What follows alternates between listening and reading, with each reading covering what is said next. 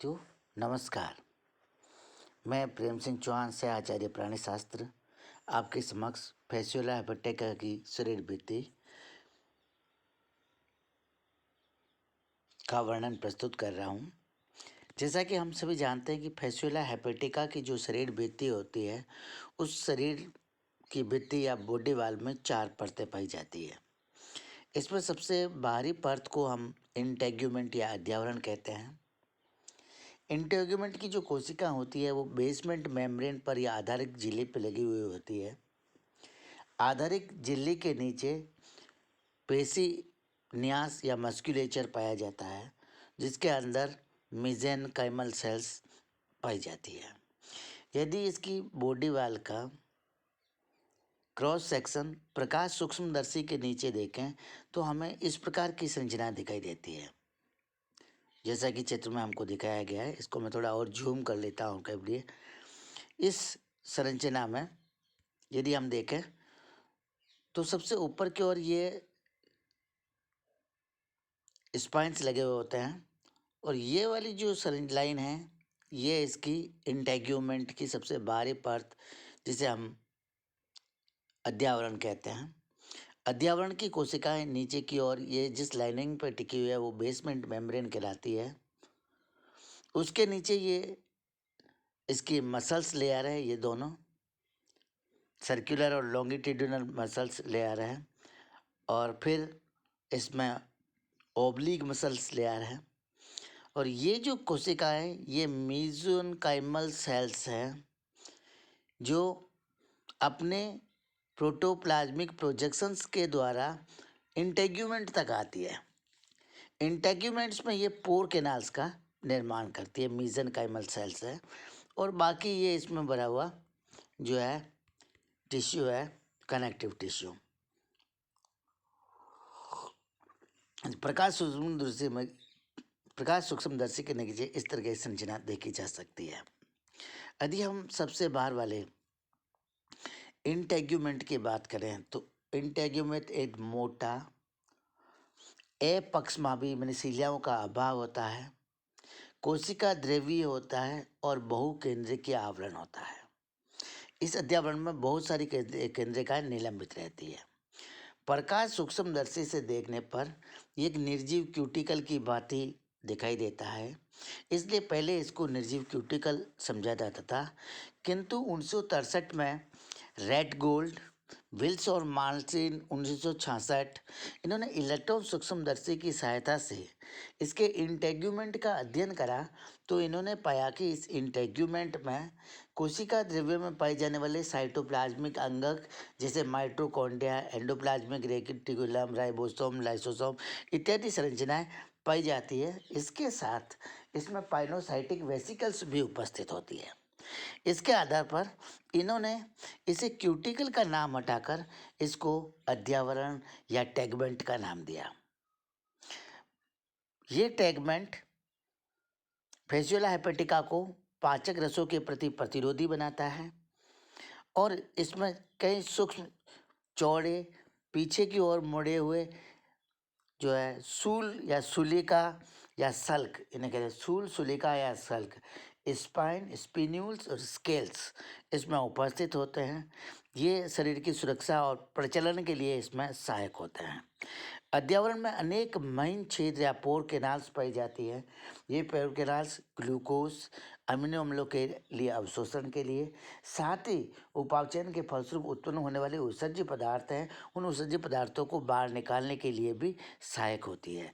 अब अध्यावरण को हमने देख लिया है। इसी के साथ इस इंटेग्यूमेंट का इलेक्ट्रॉन माइक्रोस्कोपिक स्ट्रक्चर यदि हम देखें तो इस प्रकार की संरचना में इलेक्ट्रॉन माइक्रोस्कोप में दिखाई देती है।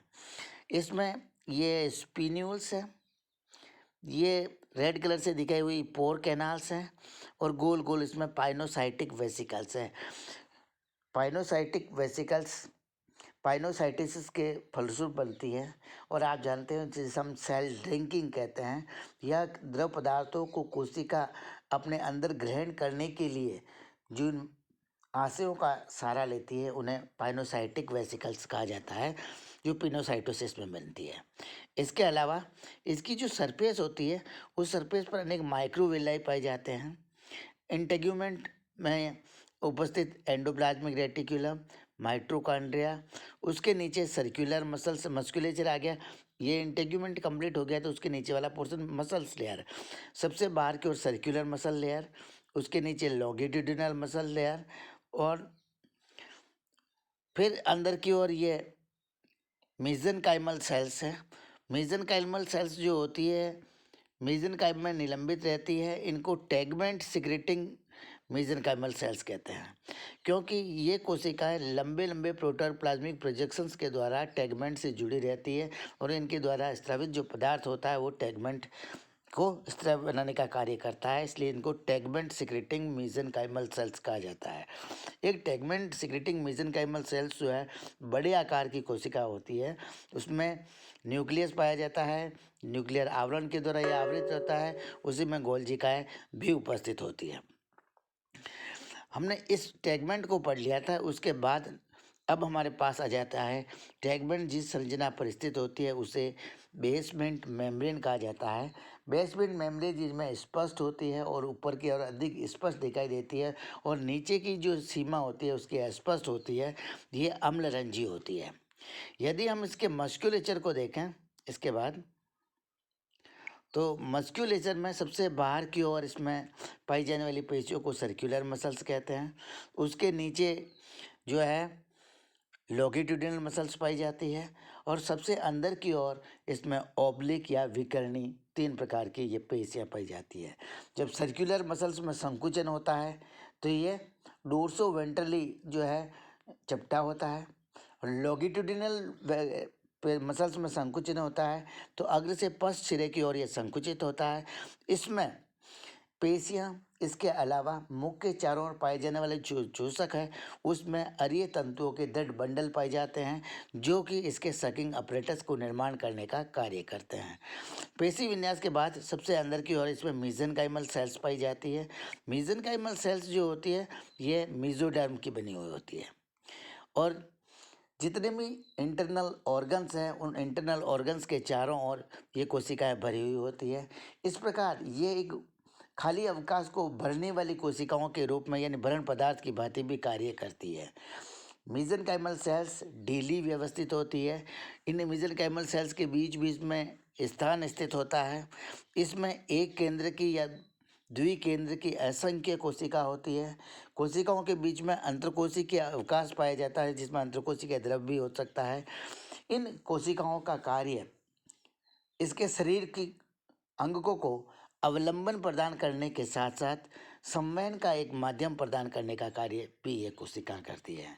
इस प्रकार फेसियोला हेपेटिका का जो इंटेग्यूमेंट है या बॉडी वाल है वो हमने कंप्लीट अध्ययन कर लिया है।